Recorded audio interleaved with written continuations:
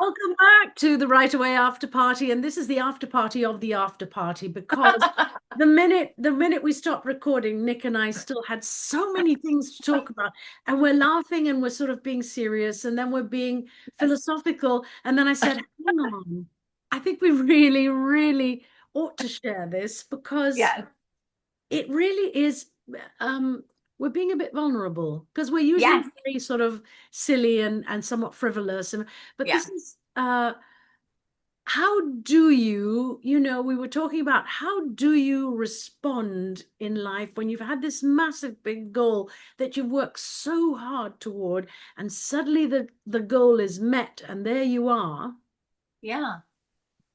And So you true. were saying, Nick, that you want to be present for every minute. And Yes. Yeah, I think it's like I was so focused on getting an agent. Like I was so focused on it. I was like, I had to get an agent. I've been saying that for a while now. And it's just living in that space of like wanting to get to something. And mm, then when you get it, it's like, okay, now what? It's like, I don't know. I think it's human nature to equate to this, right? Like we were talking about, like I was saying, like the wedding day. Like you prepare for a whole year for that wedding day, mhm. and then you're at the wedding. You're like, oh my gosh, this was all you think about is how exhausting it was to get there. And maybe there was pockets of moments of joy during the day, but like it's like you just like almost like can't wait for it to be over so you can just relax. Check, check, check, done this, yes, took the photographs, and it's just, yeah. Yeah, and I feel like getting an agent kind of was like that. And I don't know if getting a publisher is going to be the same. I'm just not sure. I mean, that's what I equate it to what you had said about when you were holding your book in your hands. And, what were your exact words when you said when you got your It book? was a very funny sensation when the publisher put the physical book in my hand and I looked at it and I thought, like you, I was going to be, whoa, fireworks. And I looked at it and I went, yeah, I know you. I know Oh, you. I love that. I love that so And much. It it was makes me like, want to cry. oh, well, that's kind of how I felt, but it wasn't that crazy moment that I thought it would be. Yeah. But it's like almost like you were running on empty by the time they put it in your hand and you did it. Oh, You did it, yeah. you didn't fail, you got there, you did what you said you were. There's so many, it's a collision, I think, of so many emotions Yes. I that think so too. I love the fact that you were saying you want to be present for Oh, for the process. Yeah. every Yeah. step of the process. Yeah, because now that I secured the agent and the agency, and I just want to make sure, we always hear, and we were talking about this earlier. We always hear it's the journey, it's the process, it's not the destination. But it's so, so true. Like once you get to that destination, you really, really, really realize my tongue is not working. You realize it really is about the process. It really, truly is about the journey. Mhm. And being present in the journey is so important. I'm taking my time with these edits. Today, I took a half day at work. I'm taking the full day off on Friday, and I'm just going to be present with my book because this is probably the last time that I get to touch my book where it's really mine. Yeah. This will be the last time because the next time a publisher or editor will give it back to me and they'll want to do whatever they want to do with it. And it'll be for the readers from that point on. From right now, it's really, it's just me and my work. It's my last time to be intimate with Margaret by myself. Travis knows her. A lot of, the other agents that read the full know her, but like this is really my time with her, and I'm gonna, cherish that. So I really want to. But it was like this. It's like this calm. It's like this knowing calm, Yes. and I want every writer to experience this because it really is this feeling of like I did that. Like I made that happen. Wow. Like maybe I am pretty good at this. Maybe I am really a writer. Because honestly, to bring something of that magnitude, 400 plus pages, you said, yes? 441. Yeah. Or 41 pages of creativity from nowhere but your own self, through all sorts of tides and currents and uh, um, falls and leaps and jumps Yes. It and crashes. yeah, and to get here. And you said you'd given up once. Oh, I yeah. did too. I gave up quite a few times, but I mean, one time for sure, I definitely gave up. I was not going to be a writer anymore. I was just over it. Mhm. Mhm. Yeah, and that's when we stand on the precipice and we're ready to jump. Who saved you? Or what saved you? I'm trying to think of what it was. I think it was just I wanted to heal. I wanted to heal who I was, and I want, and you know, that character, the character Margaret is just so angry and just so bitter, and she was cathartic for me for a really long time. But I think I needed to detach from her, and Mm, um, and I just needed to go on this healing journey for myself. So I took about 2 years to really dive into being. I mean, talk about being vulnerable. I took about 2 years to really, you know, heal my inner self and heal my self esteem. You know, find some self worth from the bottom of the barrel that I was scraping at the time. And I think that really was it really was the catalyst that got me to where I'm at today. fantastic. It's fantastic because we've both learned in different courses, workshops, experiences we've had that every project we work on is trying to answer a question or Yeah. something that's missing in our own life. And sometimes we have to set a piece of work aside because we're not ready for that answer, or we can't find the answer, or we don't understand even maybe what the question is. And we Yeah. put that work to the side for a minute. And Margaret, very angry and very, you were almost done with being angry. Yeah. So, I was done with being as aggressive about life as she is. You know, she's mm, very fierce. She's very fierce. She's very mhm. determined. And I love that for her. And I love where her journey takes her. But I was exhausted.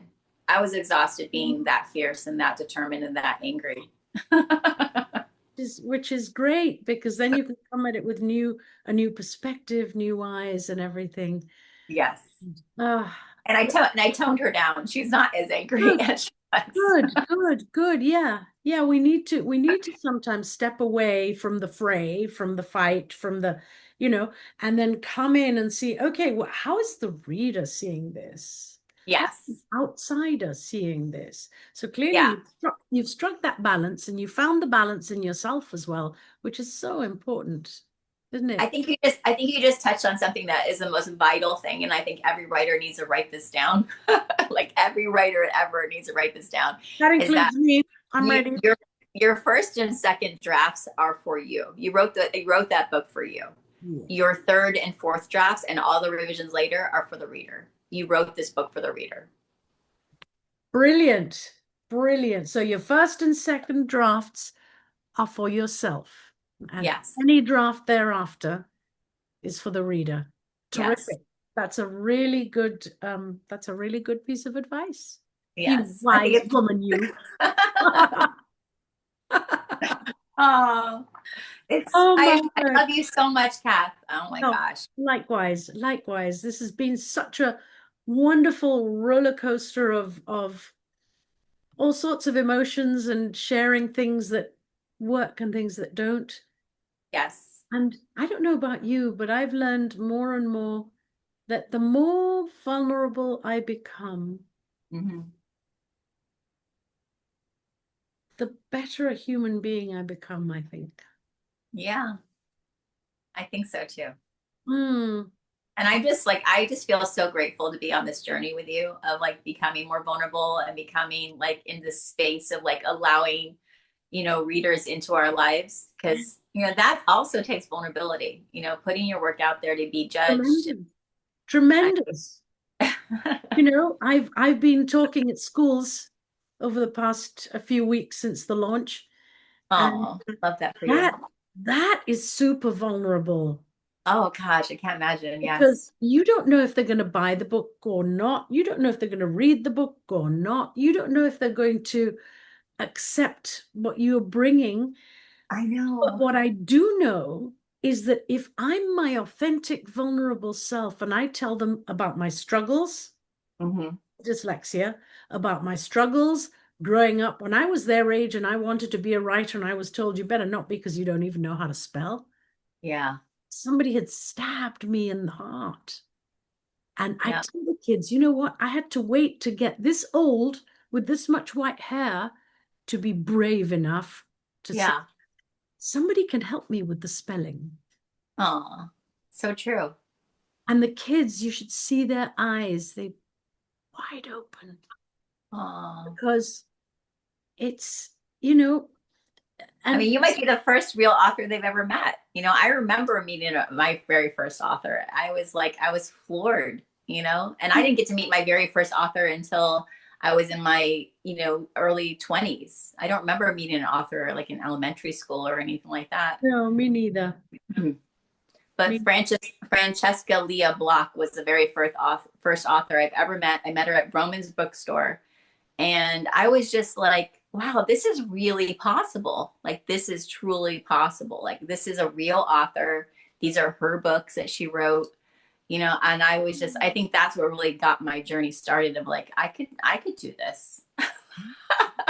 it's just, we're just a normal person, right? Yeah. Like we said in the previous I still episode. do my laundry. I still have to feed my children. No one's coming in here to rescue me or clean my house. No, Nick still has to go to work, which is why we have to stop now. But she had to go to Yes. her real job, and life goes on, and we do what we love, and we are, um, I So won't say great. married to it, but we're really conscious that this is. And I've got to plug my computer in. It's telling me otherwise I'll die, and that would not be good. There we are.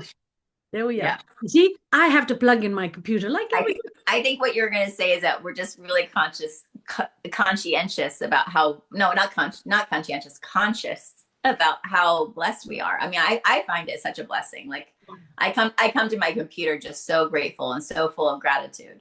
Yeah. And Could we have done that in this way 5 years ago, 10 years ago? no, absolutely. I used to drag myself to my desk. Like it No. was such a chore. Yeah.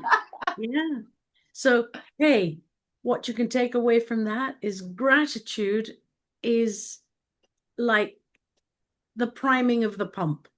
It's like the light bulb, like turning Exactly. the lights on. It's what gets everything moving in the right way. Yeah. It's everything uplifted rather than down facing. I'm so grateful this is happening at this point in this juncture of my life. Like Exactly. this is the right time.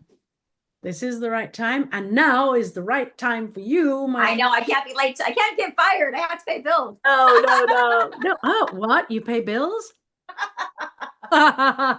Okay, my friends, again, thank you for coming back to watch us at the Right Away After Party.